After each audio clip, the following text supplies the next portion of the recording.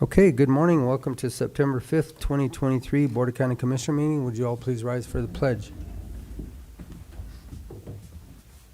Allegiance to the flag of the United States of America and to the republic for which it stands, one nation, under God, indivisible, with liberty and justice for all. Okay, first thing on our agenda are our minutes. Gentlemen, do you have any addition or correction? No. Okay, I move to approve the proceedings of Board of County Commissioners for Montezuma County for August 29, 2023 as presented. Second. okay, it's been moved and seconded to accept the proceedings of the Board of Commissioners, Montezuma County, August 29th, 2023. Is there any discussion? All those in favor? Aye. Aye.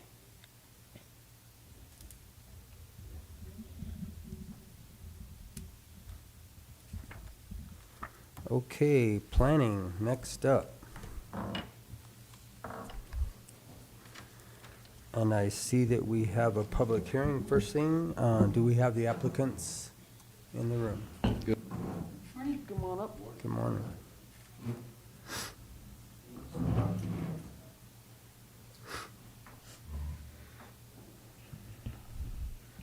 Mr. Kennedy is here to represent the applicants. Okay.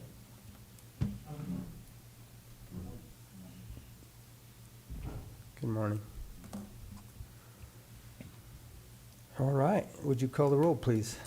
Commissioner Candelaria. Here. Commissioner Lindsay. Here. Commissioner Copenhaver. Here. Administrator Anderson. Here. Attorney McLaren. Here. And Kim Purcell, Montezuma County Clerk and Recorder. Notice is hereby given that the Montezuma County Board of County Commissioners will hold a public hearing for review and determination regarding a proposed single-lot development in AR 3-9 rezoning application submitted by Raymond and Patsy Kysar, Agent James Kennedy, on property located at 17184 Forest Service Road 559, Mancos, Colorado, consisting of 5 acres more or less, located north of Highway 184, west of Forest Service Road 561, situated in Section 14, Township 37 North, Range 16 West, N.M.P.M. The hearing will be held Tuesday, September 5th, 2023 at 9 a.m.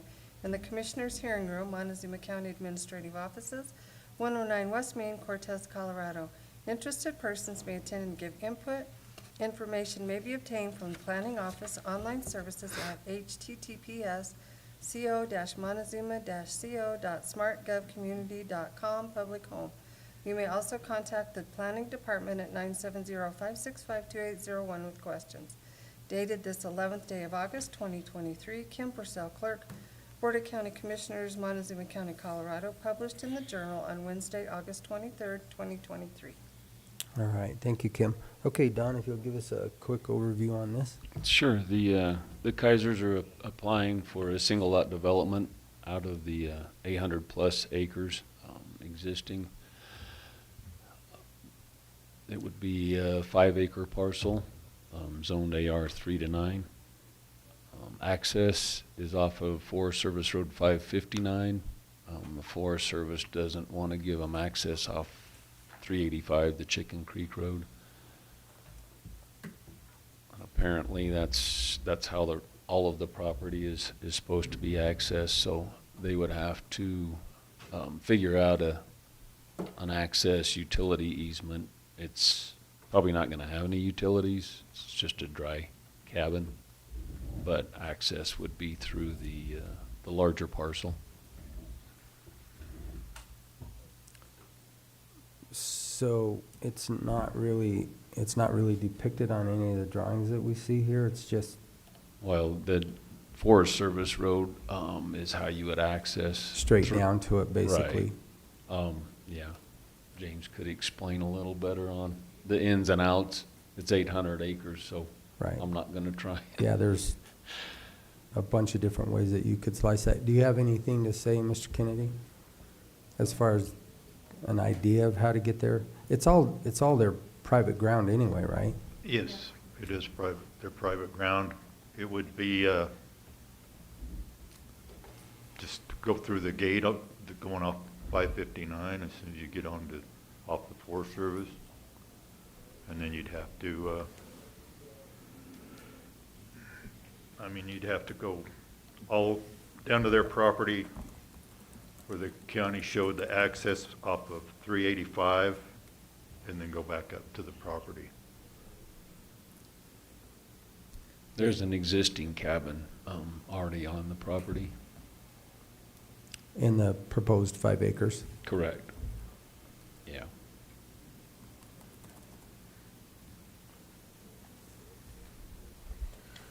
But that easement hasn't been worked out, though? I mean, it looks like this property's landlocked, so to speak, right? Right, that's why it would need I guess- easement. There's There's an access. there's an old cabin right here, just below that. In the yellow, And the 5 acre. and the access came off of 385 down there. That's where it comes from. but the Forest Service is not They don't giving- want me to cross 20 foot of their property to use that easement. That road that's been there for, Bernadette used it, she worked at the fire department, and So then so it would create a new access off of 559. Correct, they would have to come up with an access easement. I've got a I don't- HUNX map on my phone that shows it where it would have to be right now. It's not the best easement, but it would work. I guess my only concern is if we create this subdivision without an access easement today, then in essence, what we're creating today is a landlocked parcel. And so, generally speaking, in this sort of situation, we would require some access to that property, just like we would if it was in town or in a more Right. urban So area. so the access has to go with the 5+ acres? Yes. And the plat will have to reflect the easement to that 5 acre parcel. So we're just not seeing it today, so that would actually be recorded with the plat. So that would be there, is that? Yeah, I guess my concern is just since we don't know exactly where it is, I mean, typically we would require that to be seen on this map before we went ahead and approved that, and then obviously it would show up on the final plat. I mean, if we want to keep things consistent, it might be worth continuing this for a week and just getting that access easement drawn in just to keep things consistent. I can draw it in. If you need to see it. Because it's no different than a parcel that doesn't have a driveway, because you don't know where the future owners want to put a Yeah. driveway. The other But thing, a driveway's available off the county road. you guys could also approve it contingent on that On the easement easement. being drawn in and an agreement, obviously, for the landowners. Right, and it sounds like he's willing to draw that in on the plat. Okay. So before we ever sign the plat, you would have it drawn in, or that way we know that that access is there. Yep. Okay. Yeah, because the access, if he's gonna come off of 559, that's all their property. That road, that Millwood Road is running through their property. Yeah. For about 2 miles. Yeah, It runs through their property for almost 2 miles. he could access it anywhere. So he could access it anywhere off of that, because it's on their own private property. The Forest Service Road is going across their private property. Correct, but if once we create the subdivision, if that's ever sold, that easement has to be to that piece of Yes. property. Yeah, So we as don't long as have- the easement's on their way. Yeah. uh, The stipulation from the Forest Service just makes it a longer access to get to it than what was historically used, but that was the comment we got back from the Forest Service. Not to use 385. And I don't know how long that old cabin was there before, for Vernadelle. I mean, that was there for a long, it's been I there. don't know if Yeah. the Porters built that or if it was there before they took. She kept that 5 acres or so around that old cabin for a life estate for a long time. And then it went back to Ray when she passed away. So it's, So if, okay, I think I'm good. I think I got everything I need. Okay, Anything else, Mr. Kennedy, that you'd like to add before I open this up for public comment? No, not this. I just wish the Forest Service was that way. Yeah. They've been that way with a lot of people, I guess. So, Okay, well then, at this point in time, I'll open this up for public comment. Anybody wishing to speak for or against this application, please come forward to the podium. State your name and address for the record, and you may address the board at this time.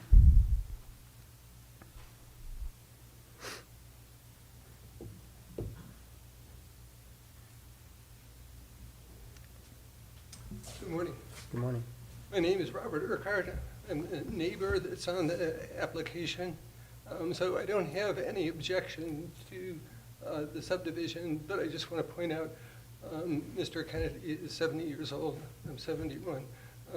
This property will pass to somebody else pretty quick. And so I appreciate your concerns about the easement, and I think it's a good idea to have it drawn in. Okay, thank you. Anybody else?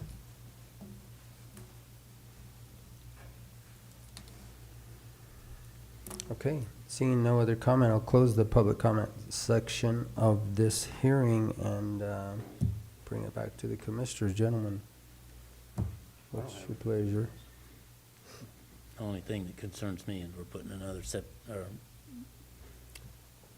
load on the water dock. I was just gonna bring up the same thing. So is this cabin now, is it all off the grid? yes, It's all off the grid, so water, no water, no electricity. There's nothing up there.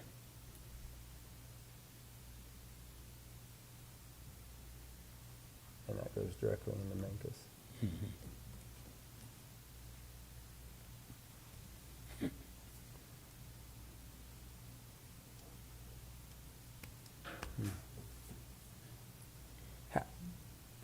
Do they have a cistern there now? How do they access water? Or there's just absolutely no water?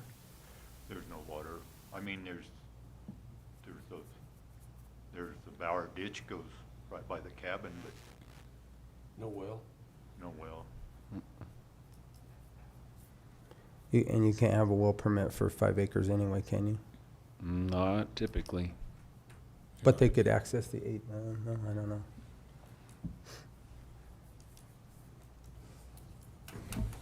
Yeah, they won't let them drill a well unless it's 40 acres, I don't think, in that area. So- Some areas you can go down to 3 acres if it's Yeah. in certain places, but I don't think that's in that area, but that's the only thing that concerns me. When it is gonna create an issue in the long term, It because, I mean, it's a question of whether there's an availability of a water supply there. And that is one of the factors to consider in these subdivision applications. I mean, this is a 1 lot, but if you get a 10 lot or a 15 lot, and you start talking about different circumstances. Once we go down this road, it's gonna be difficult to stop. Well, we brought that up the last 2 weeks in a row, actually, with Dolores and Mancos.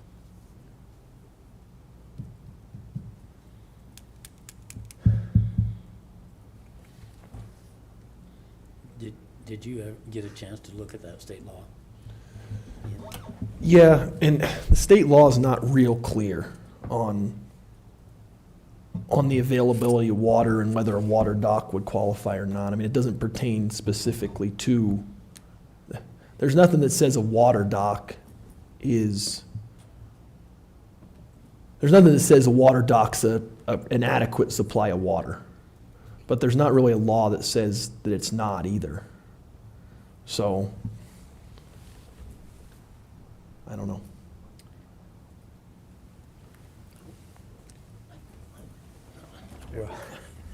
I mean, he I don't wouldn't think- have to get water in Mancos. If the town of Mancos shuts it off to just their own people, they have that.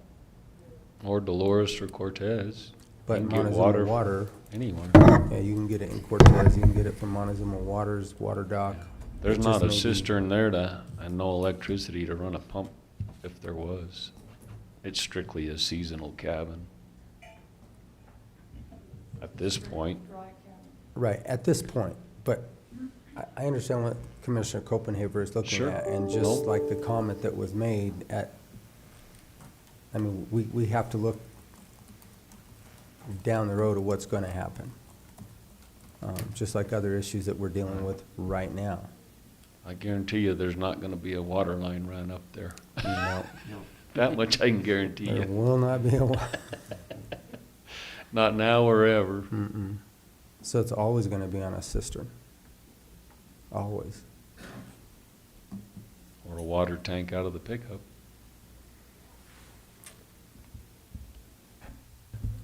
And so what the law specifically says is it says that there has to be adequate evidence that water supply is sufficient in terms of quality, quantity, and dependability, and it will be available to ensure adequate water supply. And so I guess dependability is really the piece there that you have to look at. Is that water dock a dependable source of water? I mean, I can think of a lot of good arguments that it's not, because it's not, it's not gonna be going forever. Or it's not an endless supply, so to speak. On the flip side, there are a lot of people who are depending on the water dock right now and utilizing that effectively. And when that water source is no longer dependable, I mean, then and that's the difficulty here.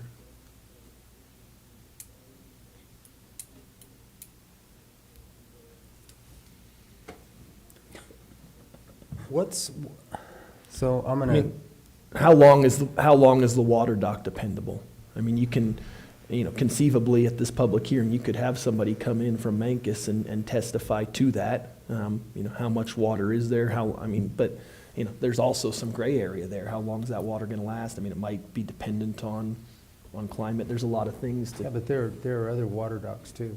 Like Don just said, you can drive the other 17 miles and get to Cortez. You can drive you can go the other direction and you can get to Dolores. You can get to Montezuma water dock. I mean, it's just gonna take a farther distance of travel, but you're still gonna be the availability of water quality and water is still there. Right now. Yeah. Well, I mean, you have that's the. 4 different suppliers of water. Yep. No, Mancos would be the first one that would probably be shut off. Yep. No, I can see both sides, and I think you could argue both sides. I mean, I really do. Right now, as it sits, that water dock can supply water, but is that a dependable something?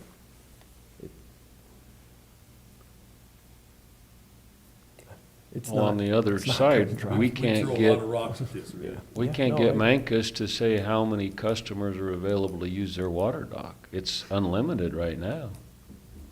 At our meeting the other night, they had a lot of concern about that, and I think they are wanting to basically limit it to the confines, and they haven't yet, but it sounds like that was Right. kind of the direction they were But headed. even was if just we to the- tried to get an answer from them, it's not limited right now. So, Correct, but like I said, if they do shut that off, it doesn't mean you can't drive another you can go to Monticello if you 20 need to. miles or another 20 miles, one way or another, to still get the water. You still have water, Right. still potable. You're hauling water no matter what Right. your source is around the county. What did the planning commission have to say? They were unanimous to recommend it for approval with the easement off of 559. Which that will be depicted on the plat anyway, correct? I don't know. I mean, you have a good point, and I understand that, but also to a Well, we- seasonable cabin, even if you get shut off in Mancos, you could go to Cortez or Dolores. Dolores doesn't sound like they have any issues with And water at this and point in time. all these parcels that's over 35 acres, we don't have anything to say about it. They're all gonna be on the water dock.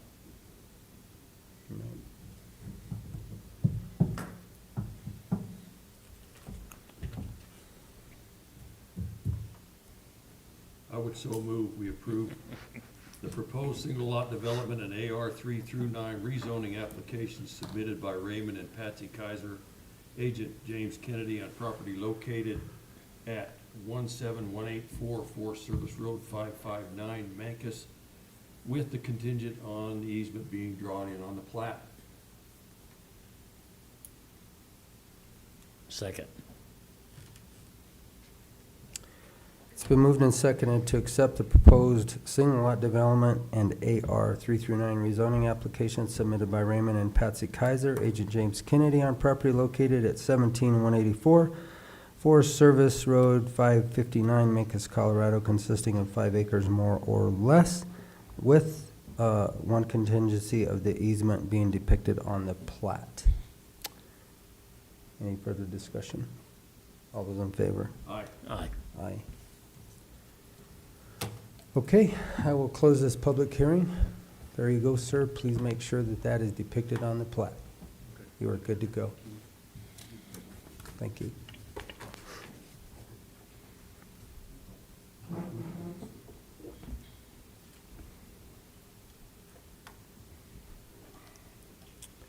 Okay, and then it looks like we have a Mylar. Yeah, prior to signing the Mylar, we do have one other item. Okay. Our Planning and Zoning Commissioner, John Hernandez, we did not recognize that his term in replacing Rob Pope expired the end of August. He contacted us on Thursday, sent us an email that he would like to request that you guys, the commissioners, to be reappointed to the Planning and Zoning Commission. And that would be for a 3-year term. Discussion? He's currently the vice chair of P&Z. Do we, I don't have the law in front of me. Do we have to I think we usually advertise that position, don't we, when somebody expires? We have not, if they had petitioned or requested to continue. Re-up. Now, if he is not reappointed, then we would have the alternate fill in that position, and we would have to advertise for an alternate. Can we table this for 1 week and take it up next week? I just want to look at the advertising requirements, make sure we're straight on that, Sure. if you guys don't mind. Yeah, a week's not gonna matter. No, let's do it right. Okay. Whatever we got. We do. Yeah, we've Okay. never advertised for a reappointment, but Okay. sure, I don't know I'll just- any rules or laws on it. Perfect. I'll just look and make sure. Fair enough.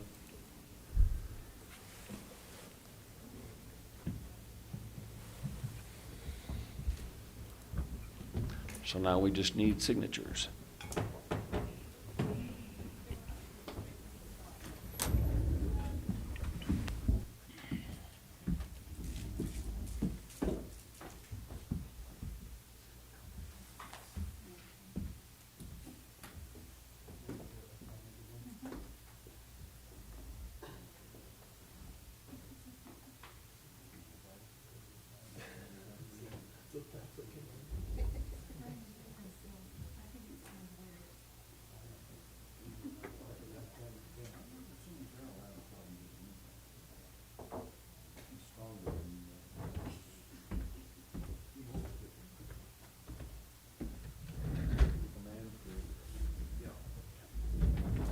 Wow.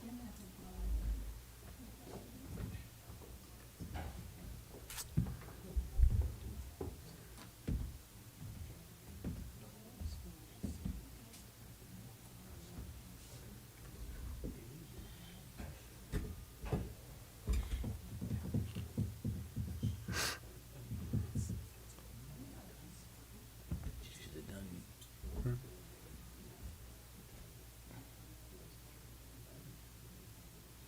I bet you this subdivision deal right there just comes back to haunt us.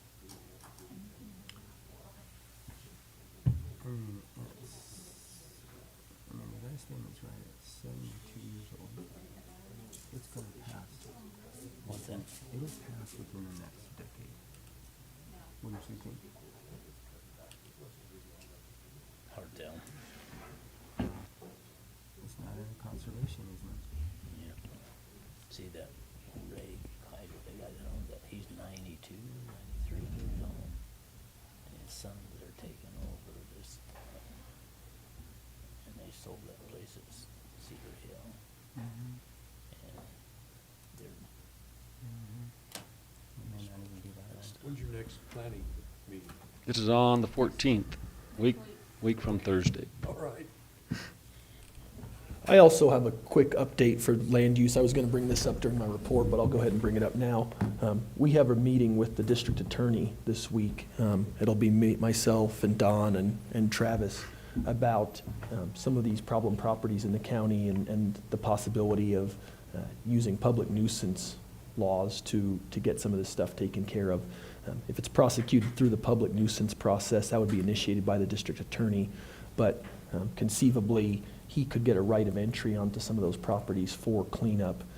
This is still sort of in the early stages, but I think that's something that'll probably be up to you guys to decide ultimately is if the district attorney does decide to pursue these public nuisance actions, and I think he's open to doing so, and he's able to get a right of entry. Their office really doesn't have any sort of resources to go in and do cleanup on some of these really severely some of the bad properties. And so, I don't know whether the county would be open to, help and finance or clean up some of these properties once the right of entry is gained. I mean, obviously, the details would need to be worked out. We did set aside that money, and maybe some of that could be used. So, just wanted to loop you guys all in. Again, we're gonna meet with the DA this week, and I'm very hopeful that he'll move forward with public nuisance actions. Again, it's going to be on really severe type property, similar to, you guys were familiar with the Rock Yard property, those sort of situations. And what that public nuisance action can do is it just gives more tools to enforce in our land use code. I mean, we can put tax liens and we can wait for that to accumulate and eventually acquire those properties. But a public nuisance action, we wouldn't necessarily acquire the properties, but a right of access or right of entry could be gained. So. Okay. Yeah, we're looking forward to that meeting tomorrow. Anything else? Yeah. Thank you. See where that goes. You bet. Thank Okay. you. Thank you, guys. Appreciate it.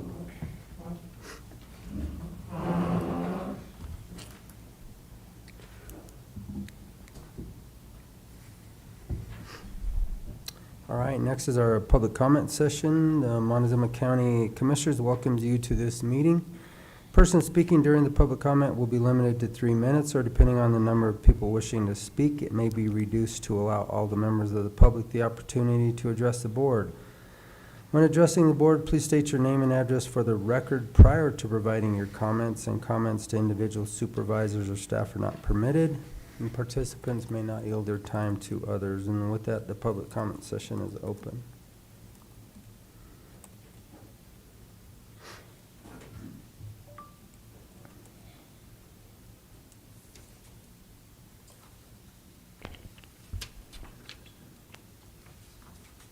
Thank you. Good morning. My name is Alan Mays, 21693 County Road 21, Lewis, Colorado.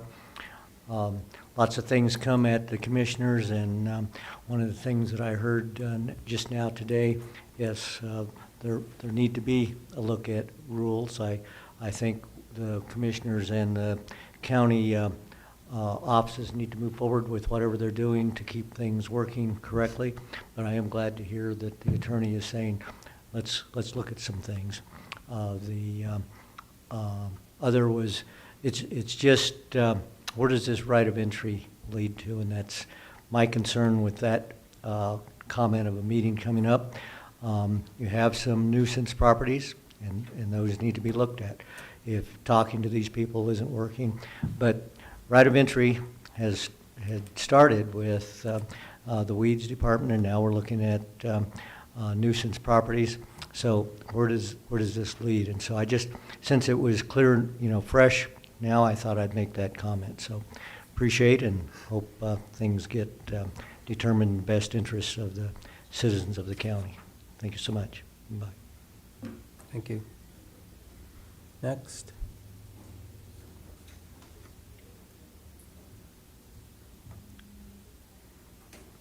Okay, seeing no other comment, I'll close the public comment session, and I'm gonna bring it right straight to department reports, and Mr. Engelhardt, you are first up. Mel, how come you always go last? I don't know.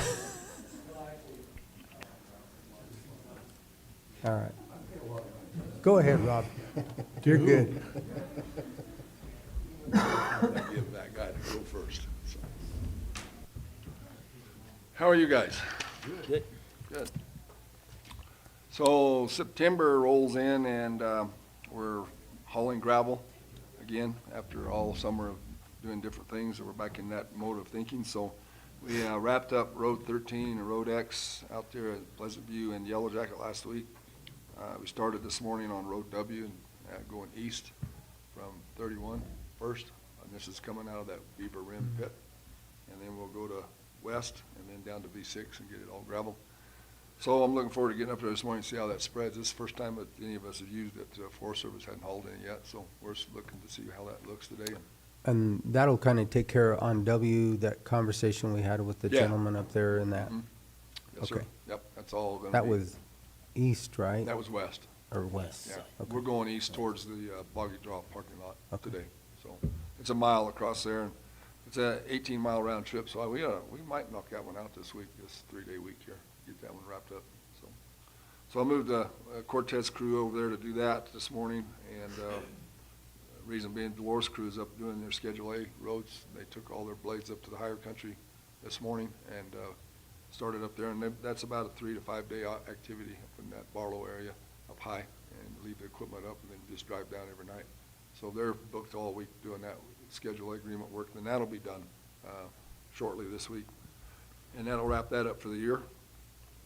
We're hoping to start chip seal on the 11th. We haven't heard from our spray guy, but we've been scheduled for over a month now to probably try to start around the middle of September. So if all goes well, we'll start on the 11th. We'll go to Mancos first. We've got Road 44 all the way up to Echo Basin Resort. We're going to put a layer on. And then down to Road B in Lewis. And then wrap around Road P from east of 145, and then Road P repair that we did on the flood and get that all patched in. And then following week is another week of chip seal where we're out west of the cell barn on 23 and 22 and L and M, covering all them up with a layer. We've done all of our blade patching on that and got them ready to go. So that's our goal. It's about 15 miles of chip seal that we want to cover this year for maintenance cover. So then next year we'll focus in on our asphalt again. I'm seeing more and more small cracking now developing on some of that 5, 6, 7-year-old asphalt, and it's time to start chip sealing that. So this will pretty much clean up all the chip seal that's been needing work and maintenance on, and then we'll focus on asphalt next year. So mowing shoulders, we wrapped up most of that last week in Cortez, and we got a little bit maybe this week if we have a little bit of time. Then towards the end of the month, there's a little bit left in Dolores we want to go catch and make sure it's ready for the winter. So there's our activities basically for the month of September. Very busy month, and the weather looks good, and I think we'll have a good month here. So. Good. And I know that I talked to you via text, but just personally in public, I want to, again, thank you and the crews for working with the Forest Service and getting 526 at least blade patched. Yeah. The most severe points through the county. It makes a lot of difference. And there was a lot of traffic on that road this weekend.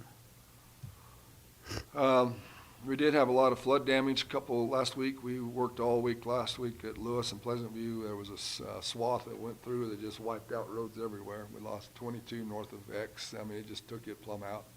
And you don't know these things because it wasn't a big area. It was just a swath about 2 miles wide. It went cross country. So we chased road repairs all the way through Lewis and Pleasant View last week. A lot of damage on Road X, Road 20, Road 21, wherever it went over, it took shoulders out. We did some major work last year fixing some of those places, and they held up very well on 20. So we're making progress, but these storms, we were talking about it this morning, is areas that I've never in my whole life seen wash out or washing out now. So I don't know whether it's a global warming or whatever you want to call it, but it's a hell of a lot more than it used to be. I can tell you that. So We'll call it global waiting. Okay, all right, well, whatever, but it is happening. So Thursday's storm was it's pretty severe. tough. Well, like at Areola, we had an inch of rain, and over by Narragansett, we had 2.25 inches of rain, all in about 30 minutes. Yeah. And I heard 4 inches in other areas, So it is very severe. When they hit hard. So, and they do a lot of damage. So we spent all week last week with the Roundup crew just fixing all the damage, and pretty much caught up on that. We got a couple more this week to work on and wrap them up, so. And then on the other side of that coin, there's not enough rain. I mean, you get all this rain, but it happens so fast, none of it does you any good. So there's blading that we need to do. We're working out at Road 12, going out towards the Hoven Wheat plant, working that today because it's so rough, but we never got no benefit from the rain either. So we just have to haul water trucks, so it's weird. So I got some pictures this morning of the bridge, kind of update you with the bridge. That's a lot of rebar. Yeah. This Well, is that's after not they got the girders in and they set the precast panels in between each girder for the decking. That's 3 inches of concrete on that precast girder, so that adds to the strength of the bridge. So rather than having a 1 foot thickness of new concrete, that 3 inches gets 8 inches for the 12 or 11, and then a little bit of rebar in there. Obviously, you'll see in a second. So that's the crew working that bridge. Now you can see that if you're looking close, you can see it's a multiple of angles on this bridge. It's a camber, it's a super, and it's a downhill grade. So it's a very tough one to put rebar in and follow grade with your finishing machines, equipment. So today they're doing their final walkthrough on it, and it's scheduled to pour tomorrow morning at 3:30. So you have to be there for the pre-safety meeting if you want to entertain yourself at 4 and watch them pour concrete, or you can come at 6 later and when not paying attention to who's there anymore and just look at it anyway. So. But if you want to be there at 4, you have to be at the 3:30 meeting. So they'll have that. They'll kick off. They're pouring it with a pump.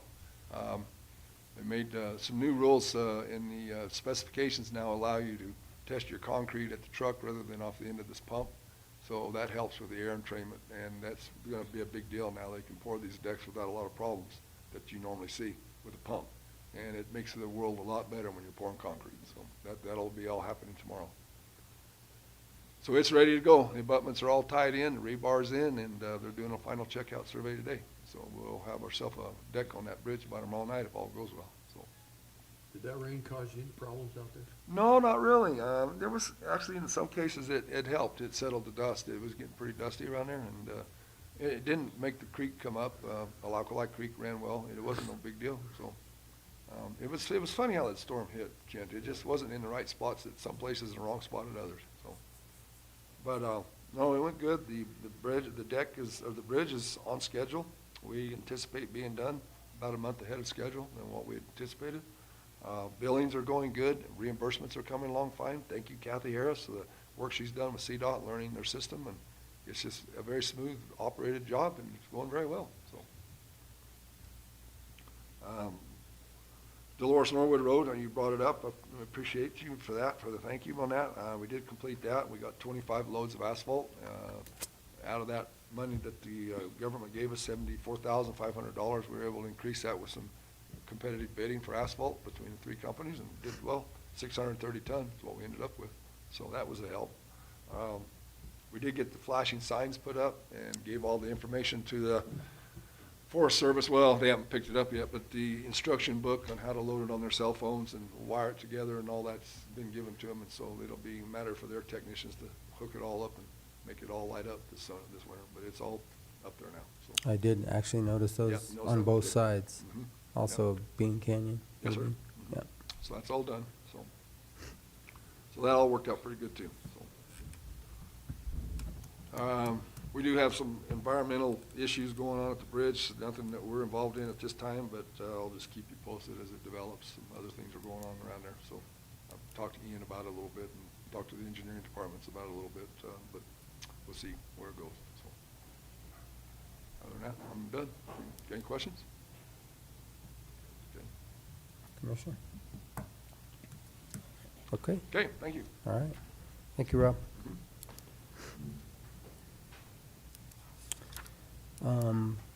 Bonnie? No PowerPoint today. Didn't Noxious have weeds. time. What? Noxious weeds. Noxious weeds. Russian olive update. This year we've managed about 90 acres, removing about 8,200 Russian olives and about 10,000 salt cedars. We're averaging 6.4 hours per acre for the initial removal of these pharatophytes. The first round of approved RCPP properties are completed for the initial removal. Sprout treatments will continue probably through next year on most of those properties. The second round of RCPP applications have been approved for 8 properties. One of the properties is 157 acres needing removal down Yellow Jacket Canyon, so that's going to be a pretty major project. Let's see. And then next October, we're going to probably renew our RCPP or request to renew it to get more funding for NRCS to remove these phragophytes from properties that are designated as ag. And then I'm working on mapping off of some of our selective 2022-2023 imagery to determine growth rate. The salt cedar seems pretty stable, but the Russian olive is exploding. Hopefully Google will do a new aerial satellite imagery, I'm hoping, because our current imagery isn't very good for mapping Russian olives using that satellite imagery.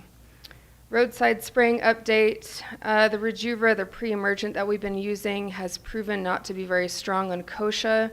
This year was pretty evident across the nation that it is weaker on kochia. So we've switched to using Antares Pro for the kochia areas. This is a good pre-emergent apparently for kochia specifically.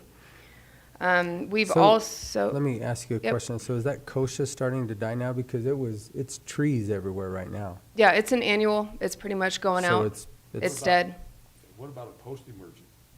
So post-emergence work, and we've been using that.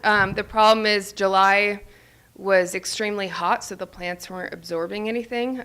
So there was a very selective window that I could actually spray. I was getting up at 5:30 when the sun came up, and then by 10 o'clock it was 80 degrees, so I had to stop spraying.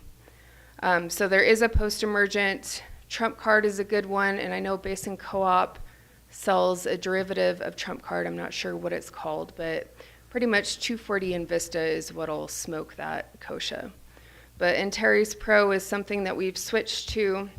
I've treated about 300 acres along our roadsides with Antares Pro, so I'm hoping to see good results next year. Something that we've also discovered for kochia, which is such a pain. Usually when plants are small, that's the best time to treat them. Not for kochia. When kochia is tiny, it germinates from about 0 inches to 5 inches tall. It doesn't absorb anything. You can't kill it for some reason.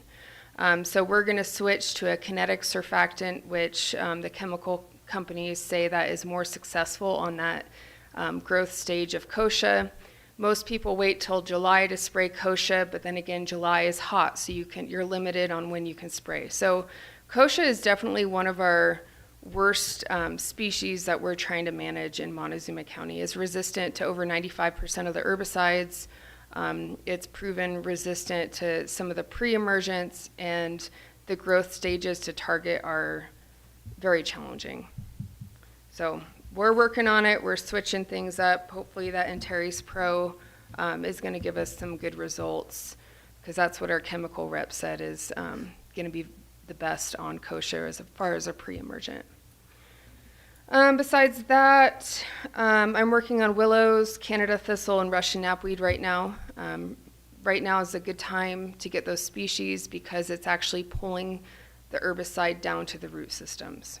So willows is a site hazard for the roadsides. It can also start growing into the infrastructure, which is issues. So we're really burning that back this year.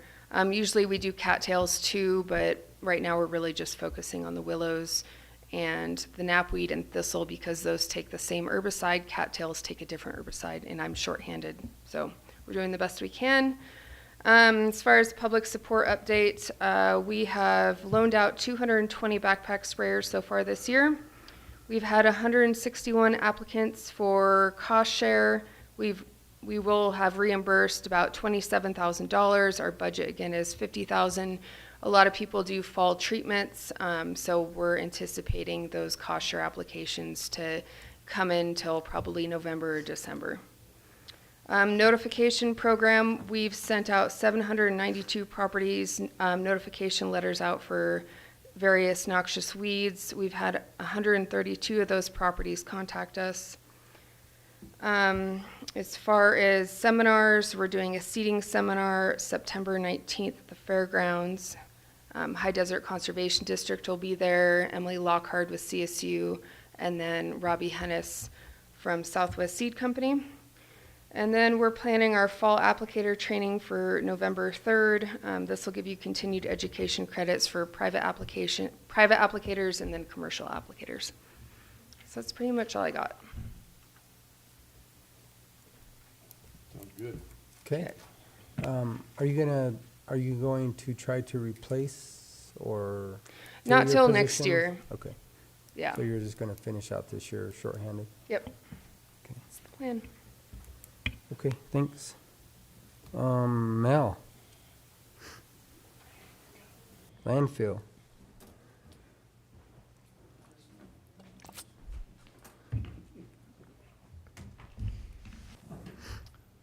All right, Good morning. it'll be quick and easy. So, got a text from our engineers this morning. He'll have the plans done this week for cell 5 for CDPHE's approval with the alternative liner because we don't have the clay. So that should be done. Hopefully CDPHE will have that approved. The specs for the gravel have been sent to Rob. Of course, he won't be in that pit till, I think, December is what he told me in his email. So we should be able to get it out for bid and have somebody start on that first thing in the spring. The Carver Field, I've reserved the roller. We're gonna start packing clay on the 18th. The engineers will be back on site. The liner's already there, so hopefully within 2 weeks, Carver Field will be done. So, and that's the budget for July. Still making money. So as far as the budget, and this relates to bond ad and what's going on in Archuleta County, again, I called one of the commissioners over there. He said that's hopefully a short closure to get that repair made. So I'm not sure what kind of exposure we're gonna have with that coming from La Plata County, because Archuleta County is moving everything to them for that short period of time, if they can get it repaired. So I don't know if you've had any other conversations. I have not. I do know that we are getting a few customers from there, just private citizens coming over. Most of them are still, again, from La Plata County. But, So Ian, did you find out anything? I mean, we had kind of kicked around if we could, change our fee structure to out-of-county residents compared to county residents. Were you able to find out? Or were we? I would suggest that you don't. Okay. Can you? You might be able to, but I mean, then all of a sudden you get into equal protection land, and if you have a justification for treating out-of-county residents differently than in-county residents, I mean, certainly the justification would be that there's limited space in the landfill, and so I think you get on a slippery slope, and I think that what you gain in saving space is probably not worth the risk of litigation in this circumstance. So my advice would be keep it consistent. Keep it consistent. Yeah. So, And I don't know of any counties that have that kind of a scheme. I think you said Dolores County. Dolores County does it. Archuleta does it. It's on their, if you look on their webpage, they do it. So if they are not able to get this repaired, and they are not able to get, from talking to Commissioner Brown, the people over there to vote for the money to keep the landfill, it will close in the next 2 to 4 years, which then is going to put a lot of pressure on us from La Plata County because of what's coming from Archuleta County. So it's I think that there are ways that you can justify it. I guess it's just a matter of how important is it and how much risk you want to take, because it can draw an equal protection claim. There's no doubt about it. Now, whether somebody's going to file it and whether they're going to litigate it and put that kind of resource behind it, I don't know. Obviously the ones in Archuleta haven't been challenged, The ones in Dolores County, as far as I know, haven't been challenged, Yeah, so. Dolores County's changed. They don't have a landfill there anymore, and it's just a transfer Everything comes to station. us, right? Everything comes to us. Well, no, some of it, because Bruin Waste took over for Rowe and Sons. And Bruin Waste has a contract for Dolores County's transfer station. So that stuff goes to their landfill. They're a pretty big outfit. They take care of Telluride, Montrose. Where's their landfill? They have two. There's one in, just outside of Natarita, before you get to the T, going down 141. Yeah. Off to the left there, I forget what the name of it is. There's one there, and I think there's one by Norwood.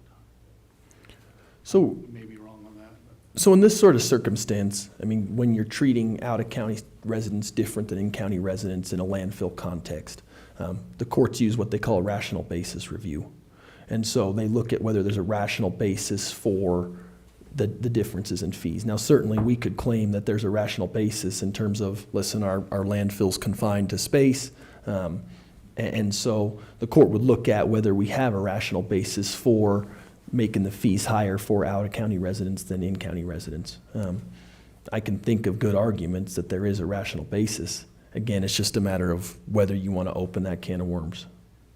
I guess that's the best way to put it. Well, then that's one can of worms, but then the other big thing that you brought up, Mel, are the fee structure. We're significantly lower than La Plata County, and that's why we're getting a lot of influx and using up our landfill quicker, because originally the cell that we're using right now was supposed to be, on the quantity, was 8 years, correct? 8 to 10, yes. And we're not gonna make that anywhere close. It's certainly a difficult situation, because when you look at La Plata County and the financial resources available there, I mean, they can justify a higher fee structure. Not that we couldn't, but I mean, it is a different economic situation in La Plata too. So La Plata it's County's tricky. landfills are private owned. It's owned by Republic Waste. They're Gotcha. buying up landfills all over the state. They do whatever they want. I mean, I understand your concern. We're gonna use that cell up much quicker with we're like 35%, 40% lower. Yeah. And Yeah, they're quite a they're bit. coming over here using our Yeah. landfill. I still say we can charge out-of-county people more. You look at, That's just, look at college tuitions. You pay in-state or out-of-state. There- I mean, there's arguments. There are arguments for to be and made. against across the board. And that's kind of what I'm saying.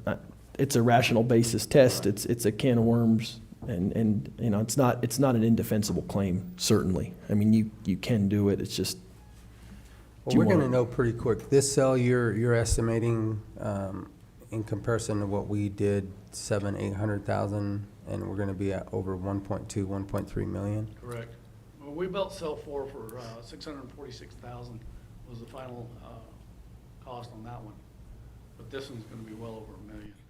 So we're gonna double the cost of our cell cost just to get it built. Okay, well, it's nothing, Yeah, I don't know how long Archuleta has left, but the previous operator of that, manager of that, they haven't started permitting for another landfill or another cell. And that's like an 8-year process to start another one. And if they haven't started, you only got 3 or 4 years left. I don't know what's gonna happen. you know, one route we could certainly go, Mel, if you want to. I mean, we could try to develop a fee structure and make it such that, you know, it's going to be very rational, and then we can present it to the BOCC. I'd be happy to look over that if you've got some ideas on how you would charge out-of-county residents versus in-county residents. I think it's something that you want to be careful with. Sure. But Yeah. it's certainly something that we could present to this board. And, I mean, just understanding that, you know, when you start treating different county residents, out-of-county residents differently than in-county residents, I mean, it's always a delicate balance. I think it's coming. I think it's gonna come sooner than later, I think so, because too. 2 to 4 years is pretty short, and if they don't vote to give them money to keep it going, he said that it would probably go away in 2 to 4 years.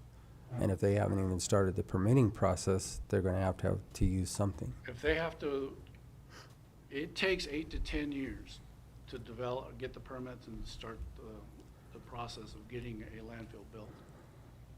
And if they've only got 2 to 4 left, they're Yeah. way behind the ball. So I don't know what's going on over there.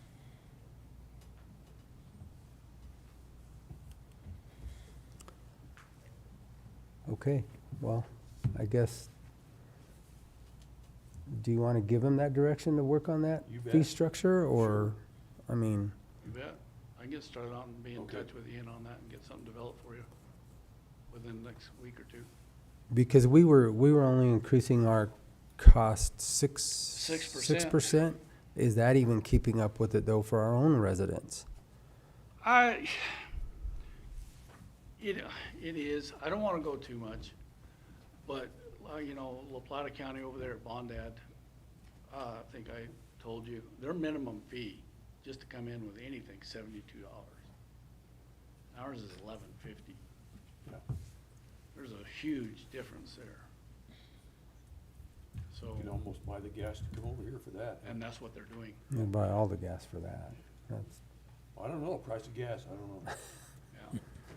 You know, as far as a ton, we're at, even with the pay, if we do the 6%, we'll go to, I think, $62 a ton. And I think they're $92 a ton right now. So tonnage wise, it's still way cheaper. And that's why they're coming over here. And a lot of contractors from Durango are building stuff here, so obviously they're coming here, so. okay, well, All right, I'll I be in guess touch you- with you. Yeah. Thanks, Mel. Thank you. thanks, Mel. Justin, Fairgrounds.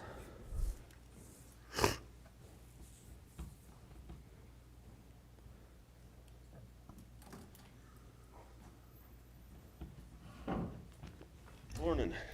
Good morning. Well, we've had a busy summer.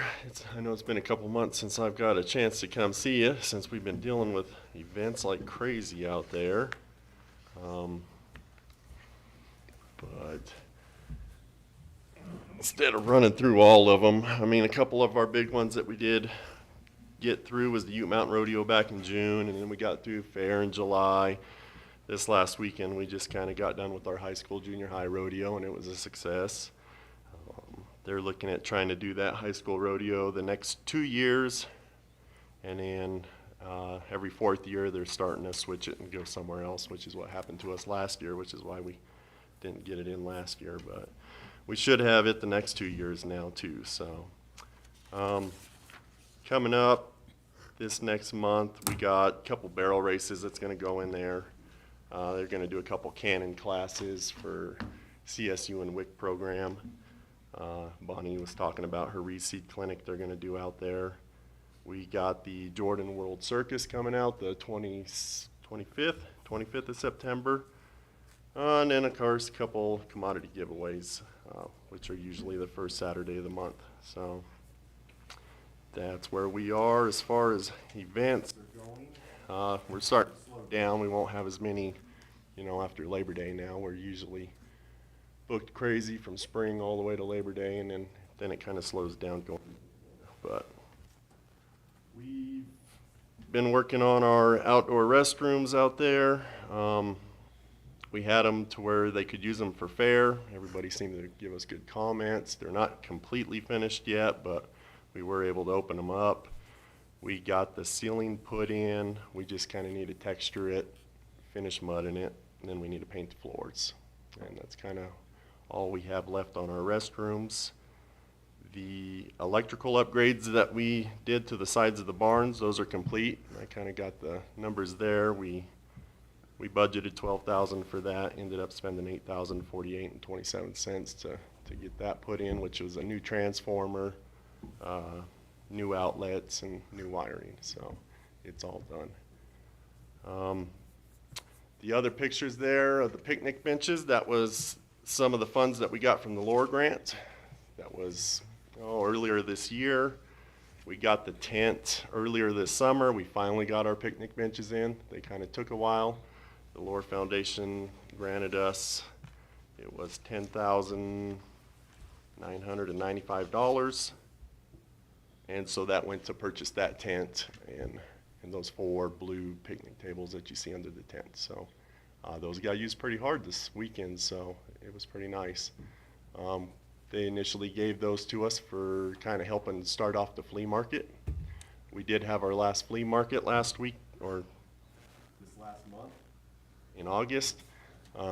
Jessica did a fine job kind of putting that on and running the show with it, and we're looking at starting that up probably springtime next year, maybe again. That's kind of what we'll look at. So as far as the flea market goes. Did we catch 5 months this year or only 4? 4. We caught 4. Yeah, we got 4. So it was May, June, July, and August. Sounded like last week her report that she gave it, was pretty good. Yeah, it was. People are starting to use it, so. We've got good reviews on it or good feedback from it. Seems like the vendors are happy with it. A lot of the people that come out to look around, buy things, they're happy with it. So I think, maybe here in a couple of years it'll get bigger than what it is, because right now it was averaging, I think, we were getting about 17 vendors or something like that, if I remember right. But seemed to be a good thing. I got a couple other things that I'm looking at getting finished up. We're looking at doing the gravel hauling from the material that was being donated from Wimmanooch to the Ute Mountain Roundup. So I'm looking at getting gravel costs, and I do got 3 quotes on that, but I was gonna kind of get with Travis and set up a next workshop meeting to kind of go over all that.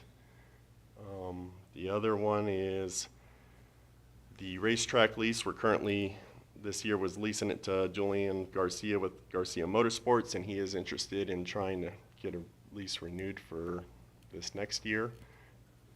So I've kind of sent Ian an email to see if we can work out some sort of stuff, and in our next workshop that we can get available to do that. Come talk to you. He's done then for the year, right? Or Yeah. does he have one more? Yeah, he was done 31st, so he don't have any more races for this year, but he is still interested in getting in there before winter and maybe trying to do some improvements. So that's some of the stuff that I'm going to work with Ian and try to see if we can write something out and present to you guys, see if you're okay with that again, since last winter was so bad for him to try to get in and do any work. So, but he is still interested in trying to maybe do some work out there and bleachers and a couple other things. Other than that, I think that's all I really have as far as our updates. You guys got anything for me? I don't think so. We're just gonna keep on clicking, and as soon as I get something on those 2 things, I'll get with Travis and see if we can come I think, those to you. the only thing that we had kind of talked about for your winter maintenance projects this year, I know you did a lot last year, specifically on the interior, but kind of what are your maintenance improvements for this year, kind of just to give us an idea? And you don't have to answer that now, obviously, but. Yeah, I haven't got it all lined out quite yet. I do know I want to go over a lot of those rails on the outdoors, all around the buildings and all that stuff, and get all that repainted. We're going to be working on that gravel, hopefully the end of September, beginning of October. It's kind of hard to do a lot of things outdoors if we get bad weather, so Sure. it's just going to kind of depend on that. But some of the other things we need to do is work around the outdoor arena. We need to build some rails and stuff out there, so that might be one of our other projects we're going to be working on. I think that, that would be good, and to share that with the Fair Board. Last week, there was a public comment made that they don't see or realize anything that's going on, and we did let them know that a lot of the items that were, the projects that were done this year, and they're like, wow, we didn't realize that, but there's a lot going on out there, so that if we can have it, we can then share that with them, and I think that would be beneficial. Yep, I can give you guys Lastly, I'm going to ask this question. Where did we end up with or did we end up with a static Okay, so last Monday, flow test? we were able to get some flow tests done. So they were able to get readings on our fire extinguisher and Montezuma's. So Which one? The first one at the northwest end of the building? yeah, they got one there, which was, I don't think it gave them much more results than in the past. But what we did is we were working with Montezuma Water Company to come out there, and they kind of turned up our pressure, helped us with some flow tests out there. I don't think that one changed, but they were able to get some good tests on that other hydrant over there by the archery range. So they took those readings, I'm pretty sure it was last Monday. He said it was going to take about a couple weeks for them to plug some stuff in and see kind of what their recommendations on where we move forward. So did they get that hydrant repaired, Yes. flushed? Yes, they got the guts replaced and flushed. Okay, good. So, and it's 100% operational right now. No more rocks. Yeah, or pipe or whatever was in there. Yeah. There was a lot of crap in there. So, but they did. So we actually have a real hydrant off of a 6-inch water line? Yes. Okay. Yeah, so that one out there is functional right now. They got it repaired and so. So now we're just waiting for the new calculations before we decide where to move the FDC? Yeah, so Cooper was able to get a good flow test on that, and it seemed like it was pushing pretty good water out of it. They're gonna take that and kind of calculate it into the couple scenarios that we were looking at and just kind of say, hey, this is what we can do and this is what we can't do, I guess. So Okay. that's what I'm waiting back on now, and I know it's gonna take them about a couple weeks to get that together, so, All right. okay? That was all I had. Okay. Thanks. It seemed like it's another forever project. Yeah, Been going since I got here. yeah, And it's been going on before that. probably 2018, 2019. Yeah, So, it's hopefully get it resolved soon. Okay, Okay, thanks. all right, gentlemen. Thank you.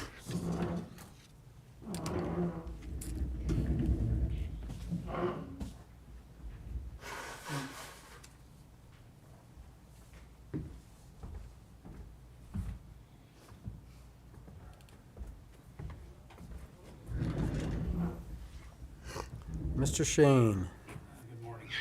How are you? good morning. This thing working?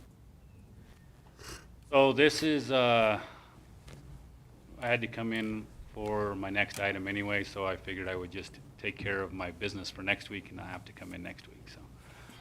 This is the for sale list on some vehicles we're getting ready to put on public surplus this week. This is just the beginning, there'll be more, but this is what we have right now. So this will all go, hopefully by midweek, by Wednesday, these will all be up for sale on public surplus. So that's, wanted to put that out to the public and have maybe Vicky put it on Facebook or something, but try to get this out to the public. Okay. Did you catch that, Vicky? Yep. All right, I already talked to her about it too. good deal. She's hiding back there, but we know she's there. And then the next thing is the Tahoe for detention. I just did a quick, I got on Auto Trader and kind of looked at the LT or LS Tahoes, the same as what this is. And this is kind of a price comparison, so we're getting a pretty good deal on this detention rig. We did get a check for $35,000 from the tribe to go towards this, and then the rest will come out of the sheriff's budget, so it won't come out of the vehicle replacement at all. We just needed to get the okay for this and to move forward on it. But being that that one was ordered well over, it's been a year, that's why the price is so much cheaper on this one, so. So that was a guaranteed price from last year, and these Yeah. others are, That's the current prices. Those are basically they're just off of Auto Trader or what you can buy a black LS Tahoe for right now.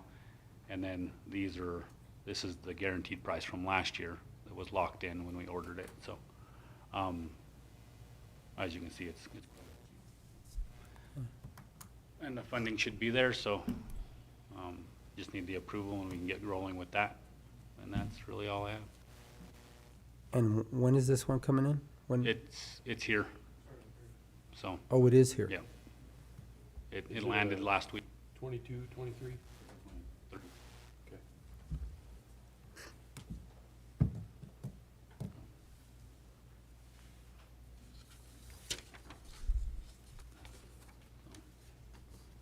And that would be all on that, so I guess. So this is just a replacement, replacing the one that was? Yeah, the one that, the other one Probably had the one that's just, on the list above us. the detention now has just turned over 200,000 and is gonna die soon. Well so over. We'll get this one upfit. It still has to have a cage and stuff put in the back, but we'll do that there in the shop and should be good. I would so move, we purchase a 2023 Chevy Tahoe from Moorhart Durango in the amount of $46,610. Second. Okay, so this is actually going into unfinished business now. So it's been moved and seconded to accept and purchase a Chevy Tahoe from Moorhart Durango in the amount of $46,610. Any further discussion? All those in favor? Aye. Aye. And that's a replacement. There you go. All right, thank you. Thank you, Shane. Sure.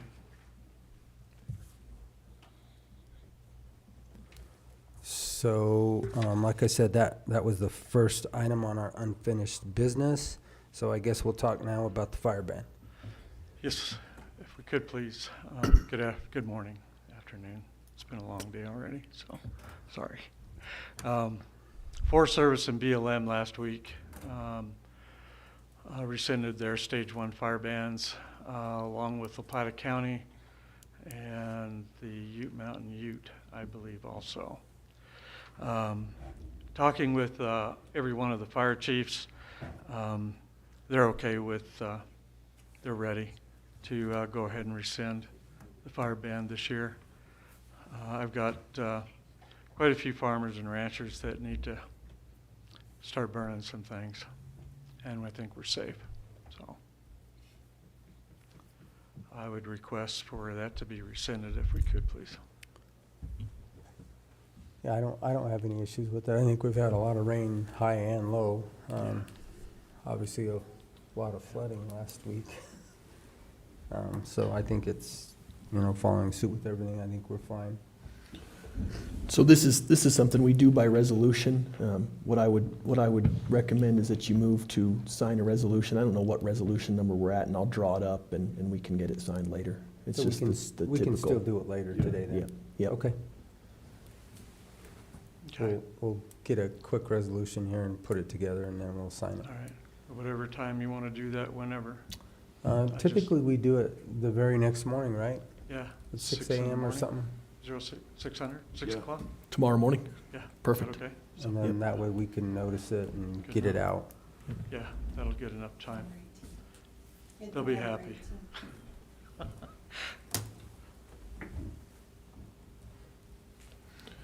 So I would say we go ahead and make a motion that we're going to sign resolution. Number 18? Yep. Okay. Go ahead, Drew.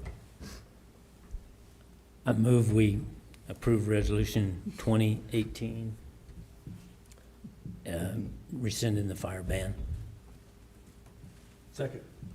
So it's been moved and seconded to accept resolution number 18, 2023, a resolution rescinding the fire ban at 0600 tomorrow morning, which would be September 6th. All those in favor? Aye. Aye.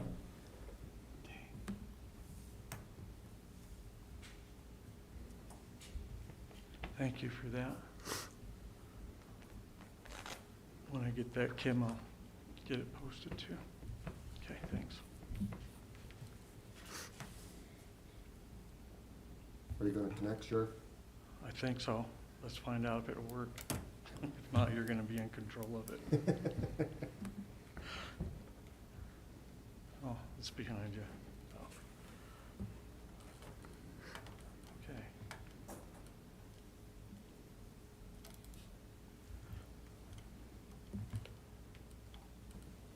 Next is the contract with the town of Dolores. And there's an appendix that goes with that. Shows the costs.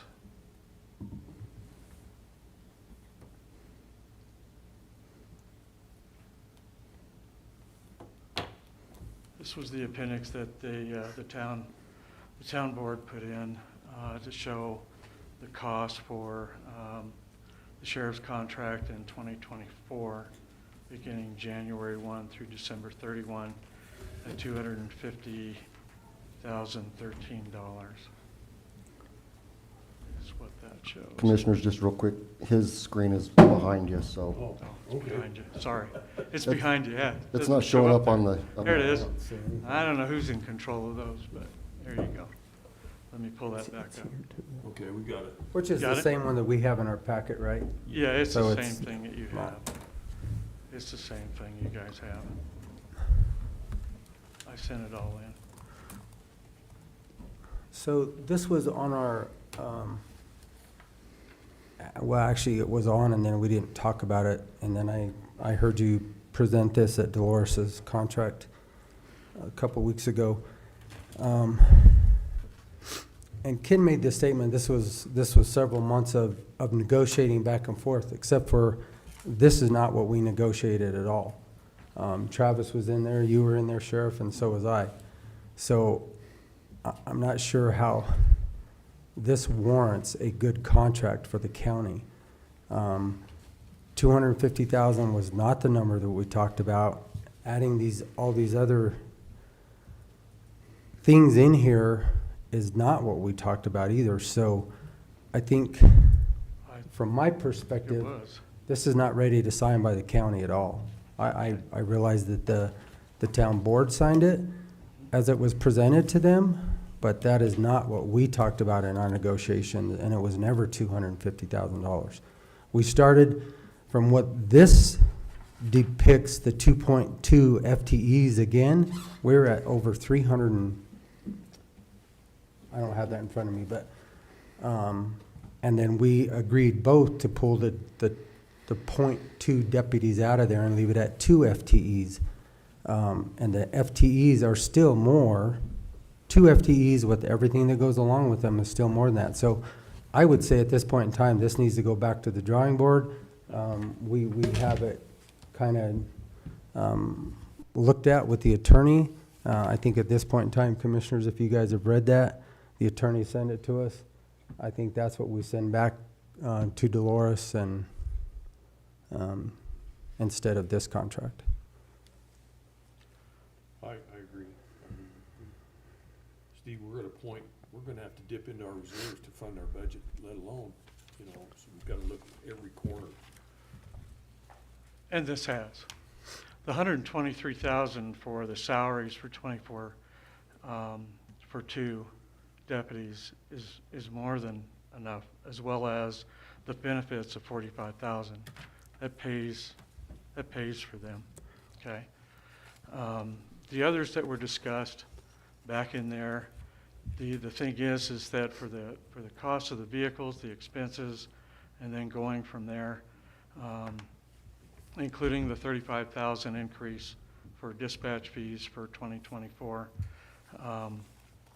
The dispatch fees we all agreed on, those are subject to change because of the calls. And the calls that were in there, that was a good average. Those are going to be a plus or minus. It wasn't the dispatch fees at all. It was more to cover our costs, and we've had this conversation numerous times. It doesn't cover the cost, Steve. We're just trying to cover the cost of the vehicles, the FTEs, and this is just calls for 80 hours a week. So when these guys are on vacation, they're sick, we're backfilling this with another FTE. So again, I'm just talking from me and being in these negotiations. This contract is not what we negotiated. That is not what we That is not what we came up with. I know it was presented over there the other night by the manager, and I mean, I'm not willing to sign this because the county is then paying for a lot of the law enforcement in Dolores again. Well, I disagree with you. I So, understand that. okay? And I'll say it publicly that this town paying for this is also subsidizing sheriff's office costs for that entire area. So, and that's a fact. And we have those figures, you know that. So, you know, looking at what they put down as far as this is what they came up with, I don't have I think have a that problem we with can this. have the attorney send you the contract that we have scratched up, and you can take that back to Dolores, or you and Travis can take it back to Dolores, but I think that's where we need to start again. It's not ready until the first of the year anyway, That's true. so we still have a lot of time left. Just so you know, like I said, it doesn't matter to me. One way or We the other, understand, but services are going to continue. You still have Okay. to run to Yes. statute All right. calls, but you're not gonna I'm run just to, telling. you don't have to do municipal calls. Yeah. You don't have to be at municipal meetings. You don't have to do any of that. Well, when there's a call for service, it doesn't matter whether it's in town or out of town. It doesn't matter. We Okay? understand. Okay, just as We long get as it. you understand that. Okay? Commissioners, do you understand that? Oh, yeah. I think we all understand that.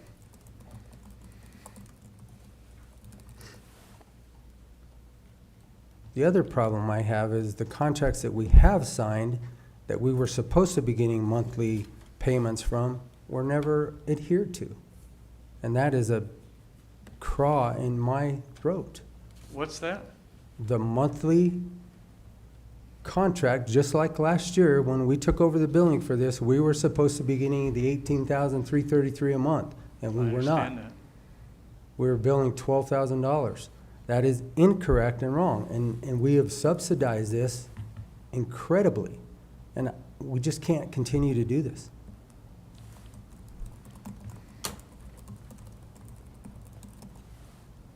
Anyway, I think the attorney has a contract that is marked up, and gentlemen, if you want him to send it to the sheriff or get with Steve, whatever.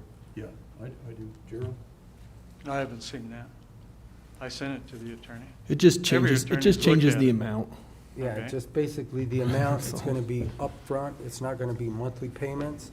There are some things in there that, you know, this contract again goes to monthly payments. No, it just takes up a lot more time of billing, and there's no reason for it. If we're gonna provide the services, here's what it's gonna cost. It's a contract.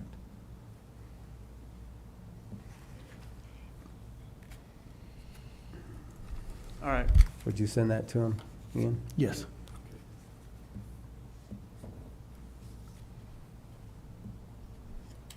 All right, next is your JBB.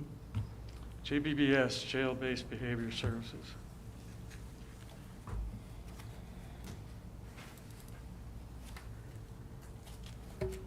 There was excess funds that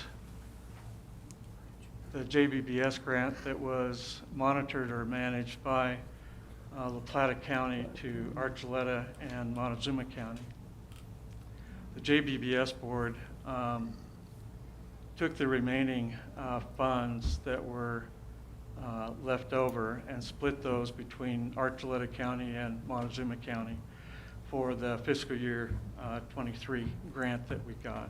Were those split just in half, Steve, or were they split per capita? No, it was split in half, the remaining dollar amounts. And so they awarded us $33,337.03. That's in addition to the budget that was approved that showed that it was $31,289 from July 1 of last year to June the 30th of this year. So the additional $33,337.03 was sent to Montezuma County. That was deposited into the treasurer's account, or at the treasurer's office, for this, under this grant on August the 31st this year.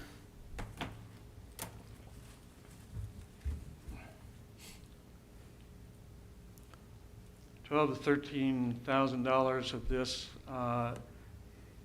will be paying for 2 health monitors and 2 separate holding cells this year, which will definitely help monitor the health of these people on suicide and medical watches. Is that just more cameras, more? No, it's a special monitoring? device that will monitor your heart, your blood pressure, and your respirations 24 hours a day, as long as you're in there, and it records it all. We're able to save all of that. That'll help a bunch. And when there's an alert, it alerts. And that's on top of either the 15 or 30-minute watches. So that time span in there is where we've had issues in the past, where somebody Between goes the- down. And between so the this watches. hopefully will, this new technology will hopefully alleviate, or at least help with that. Is it attached to them and then remotely monitored? How does that work? It actually is attached to the ceiling, and it monitors the individual, again, that's within the cell. And that is all recorded. Everything is recorded. Now, is Your it respirations. attached to the individual? How's it? No, it's I not. guess. It's a sensor. It's in the just a sensor, in the ceiling. Senses the Yeah. individual. Yeah. Hmm. We had a demonstration with County IT last week, and they're strongly on board with it. So that's where some of this funding will go. Okay. All right, anything Are else? Your behavioral health calls increasing? Oh, yeah. Okay. Oh, yeah. You know, and when it comes time, I mean, with Southern Health Partners, that has been such a big help. It really has. There was anything that I can do to help reduce our risks with people in the facility is what I've got to try and see. La Plata County just had another unfortunate incident with a fentanyl addict that they're just not monitored correctly. And I do not want to be, and I don't want us, all of us, to be in that position at all. So anything that we can do, that's what we do. I mean, we can't put a deputy in with each inmate 24 hours, No. 7 days a week. No, So we can't. you have to rely on technology. You do. The physical, that's where the Guard 1 wands, that's an upgrade of what we had in there. That's being upgraded. And that's going to actually help document everything, which is really what it's all about, is documentation with every single person. Our Tech 84 body scanner is working well. They arrested an individual last week that had an anomaly that was observed. He was taken to the hospital, and so it's like, you know, and this was a trafficker. So when you see things like that, okay, that's what that device is for, is to protect that individual as well as the agency in the county. And so that, it works. It does.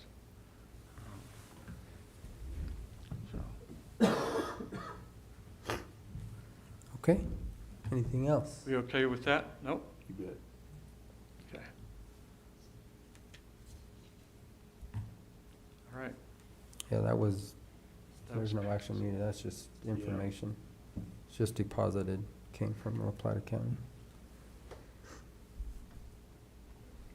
Okay, So did you approve that? I didn't know. Sorry. I don't, That revised budget for JBBS for the fiscal year '23? That additional funds that were deposited? You might want to make a motion accepting the additional. Okay.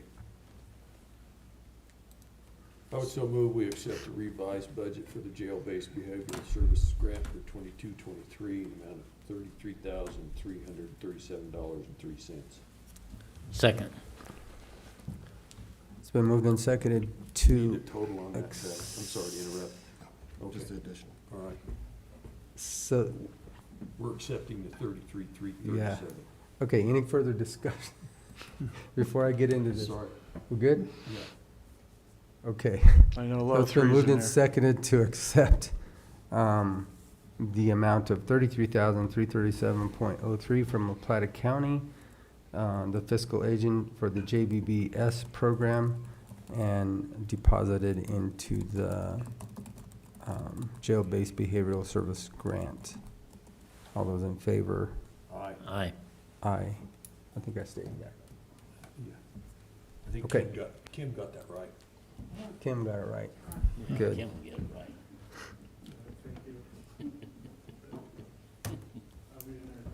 Okay, sir. Okay. Mr. Dobry. Have a discussion on RFP for the Fairgrounds Solar Project.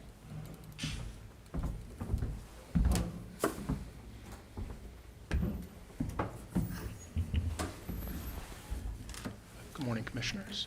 Morning. This is the RFP for the Fairgrounds solar installation that we were awarded the grant for, the Energy Impact Grant for. If you have any questions, I think it's pretty clear. The project, it's two pieces. It's 112 kilowatts for one section and 42 kilowatts for the other section. And this is just to get bids to follow our procurement process. And I looked this over as well. I think Mr. Dober did a great job with it. It works, serves its purpose. Okay. And we'll publish it on the website as well as through the journal. All right. I'm no expert, but I looked at, all the equipment seems to be there, and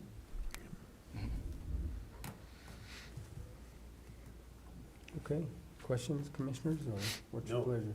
go ahead, Joe. How long is it gonna go out for bid? It is going to be, the bids will need to be received by Thursday, October 5th. Our procurement policy, I think, requires 14 days, but this is a little beyond that. Yeah, it's like 30 days. Yeah. And we talked about this. I think the 30 days is a very reasonable number. I mean, certainly our procurement policy doesn't require 30 days, but I think a project of this scale and this specificity, 30 days seems very reasonable. Well, and we won't be able to, it won't be published in this week's journal. It'll be published in next week's journal. So that was one of the reasons we pushed it out to October 5th. We didn't want to get too tight on that timeline.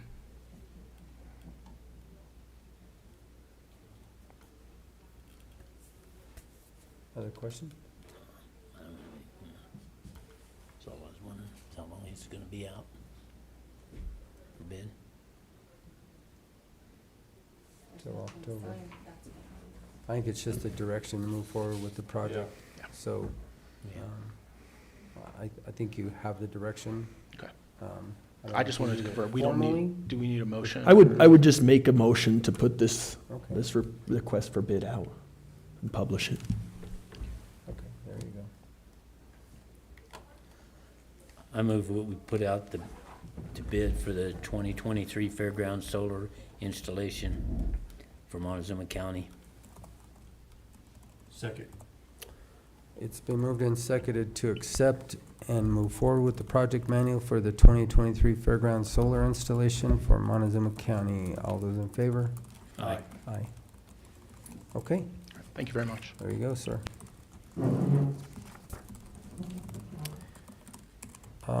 Okay, moving right along. Ian, you've already given us a portion of your report, but Yeah.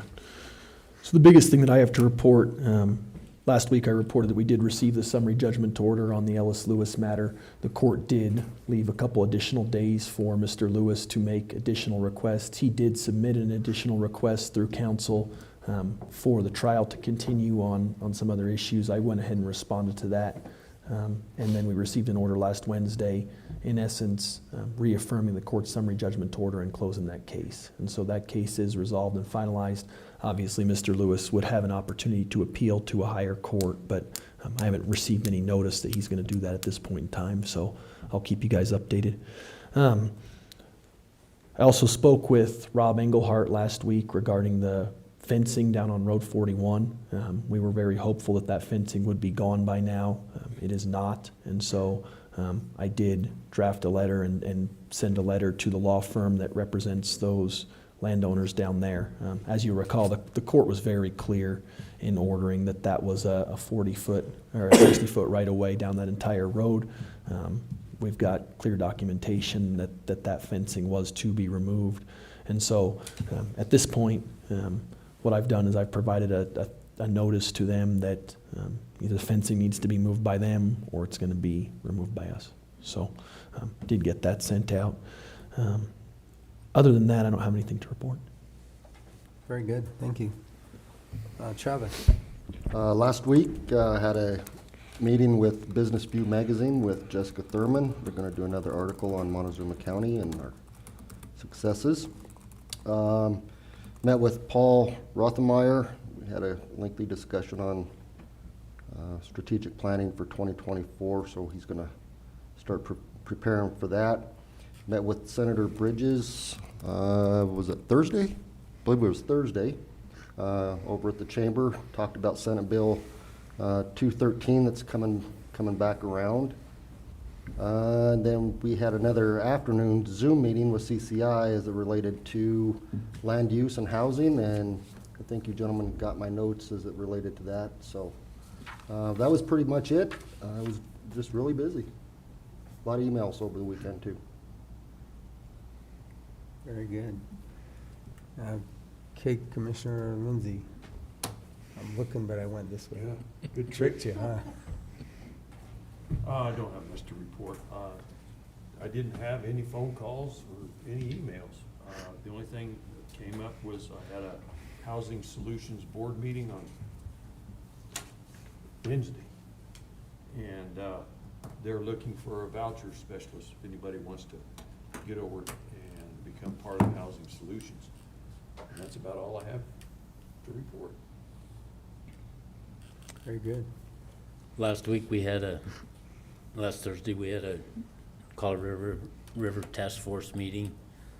Basically still just working through how we're gonna proceed as far as suggestions, as far as writing some recommendation to the legislature in December when we get to that point.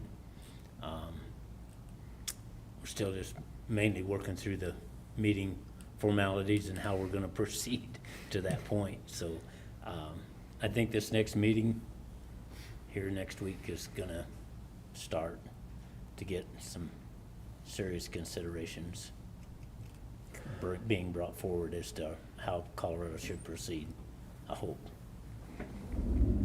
So, other than that, I didn't have much else going on. Hear anything else potentially on the middle of the month for the hearing back in Washington? Or we're still we don't know yet? We still don't know for sure yet.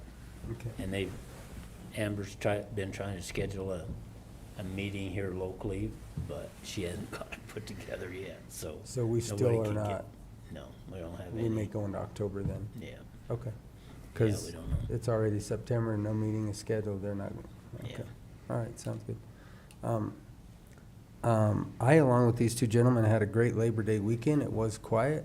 I only had one phone call of a nuisance that we've been dealing with for a long time. We will continue to deal with that nuisance, but it was a great Labor Day weekend, and I think everybody stayed healthy and happy, and everybody's back at work today, so I have nothing else to report. With that. And gentlemen, I do have the resolution rescinding the fire ban, if if you guys want to sign that. Well, we can sign it.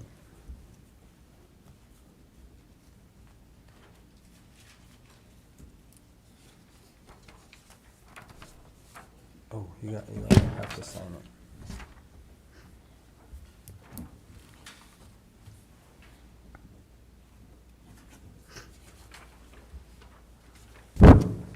Okay, Motion to adjourn.